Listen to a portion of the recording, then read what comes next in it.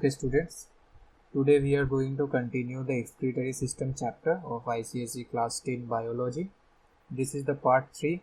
In the previous part we studied about the structure of nephron, the different parts of nephron. In this video we will study about the formation of urine, the processes that are involved during the formation of urine. Okay, so let's start. So the processes that are involved in the formation of urine are ultrafiltration, which occurs in the glomerulus, reabsorption, which occurs in the proximal convoluted tubule or the PCT, and the last is tubular secretion. Now tubular secretion occurs generally throughout the tubule, but it mainly occurs in the DCT or the distal convoluted tubule. Okay, so we will study about this process in detail. So the first is ultrafiltration. Now ultrafiltration is what? As we know that the afferent arteriole is from the renal artery. Now this afferent arteriole is wider than the efferent arteriole. This one is efferent arteriole and this one is afferent arteriole. So this is wider than the efferent arteriole. That's why the blood which flows here is under great pressure. Okay, and due to that high hydrostatic pressure, hydrostatic means the pressure of the blood. So due to that pressure, what happens? The liquid part of the blood gets filtered out and enters into the Bowman's capsule. As we know, this bowl-like structure is Bowman's capsule. So what happens?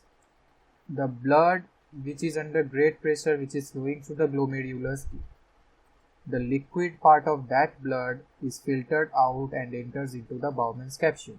Now what does that liquid part consist of?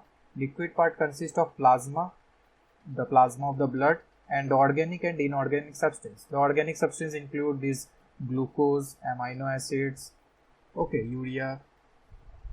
Now what is this filtrate called? The fluid that is left in the Bowman's capsule or which enters the Bowman's capsule, this is called glomerular filtrate. Okay, glomerular filtrate. Now this, after the fluid part enter the Bowman capsule, the blood which is left in the glomerulus, it is generally thick because all the liquid part has drained and entered the Bowman's capsule. Okay, so this is called ultrafiltration. Next is our reabsorption.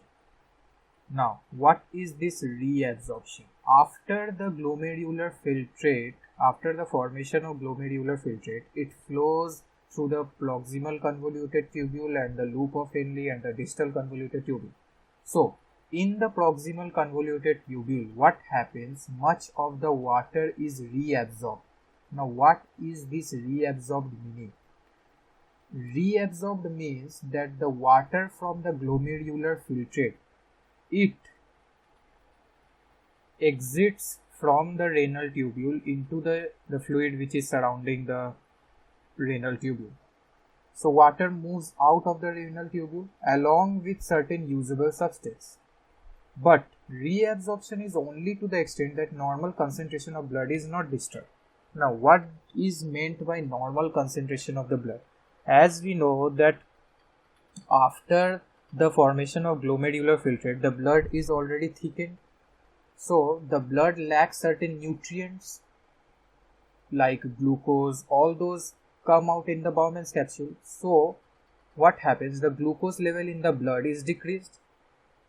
So the normal concentration is also disbalanced. So in order to maintain that balance, certain substances like water and glucose, these all are reabsorbed. Means they exits the renal tubule and enters into the interstitial blood. Okay, this is called selective absorption. Now what happens is proximal convoluted tubule, it reabsorbs most water, means water moves out of the renal tubule, glucose, sodium and chloride ions, and in the DCT also reabsorptions of chloride and water happens. Okay, so this was the reabsorption. Now third is tubular secretion. Now as this usable substance move out of the renal tubule, the leftover substance which is present in the filtrate in the renal tubule consists of only waste products like urea, water, some water. Now in that waste product, what happens, the walls of DCT, distal convoluted tubule, it secretes certain potassium and foreign chemicals and also the drugs from the medicine that we intake. So after the utilization of that drugs in our body, the waste which is left, okay, the waste of that drug which is left, it is secreted into the filtrate present in the renal tubule. And from where it is secreted? It is secreted from the walls of the distal convoluted tubule. Okay, because it is also not of any use, it should be excreted from the body. That's why DCT secretes this substance into the forming urine. And the filtrate left after reabsorption and tubular secretion is called urine. Okay, so the filtrate which is left after this process, after these processes, the filtrate which is left in the renal tubule, this is called urine, and it is excreted from our body through the urethra. So these were the processes that are involved in the formation of urine. In the next part, only two topics are left for this chapter, which is osmoregulation and artificial kidney or dialysis. So in the next part we will study about that. Thank you for watching. We will meet in the next part.